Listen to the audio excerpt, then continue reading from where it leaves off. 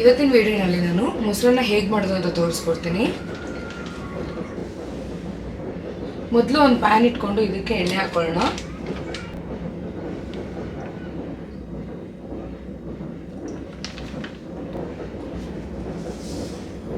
ಎಣ್ಣೆ ಕಾದಿದೆ.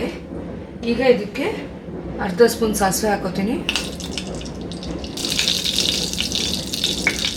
ಅರ್ಧ ಸ್ಪೂನ್ ಕಡಲೆಬೇಳೆ,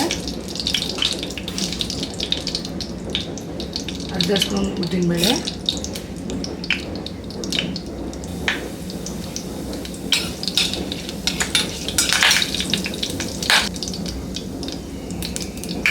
ಈಗ ಇದಕ್ಕೆ ಒಂದು ಕಡ್ಡಿ ಕರಿಬೇವು ಹಾಕೋತೀನಿ.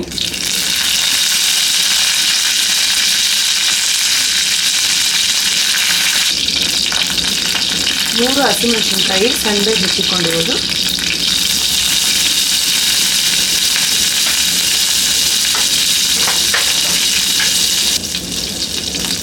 ಎರಡು ಹಸಿಮೆಣಸಿನ್ಕಾಯಿ.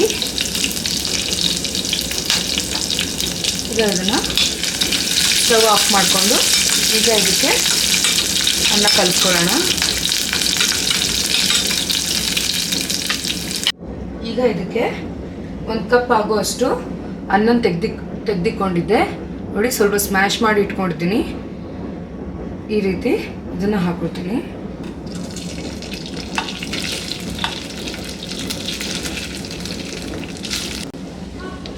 ಒಂದು ಕಪ್ ಮೊಸರು ಹಾಕೋತೀನಿ.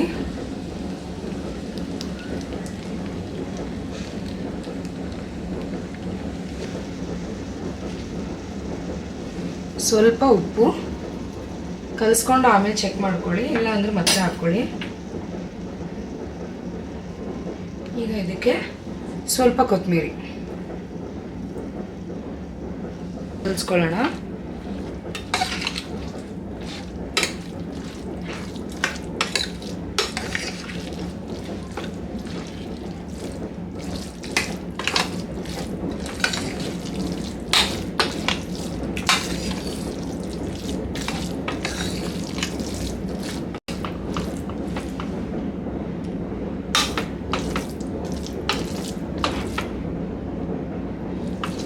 ನೋಡಿ ಈ ರೀತಿ ಕಲಿಸ್ಕೊಳ್ಳೋಣ.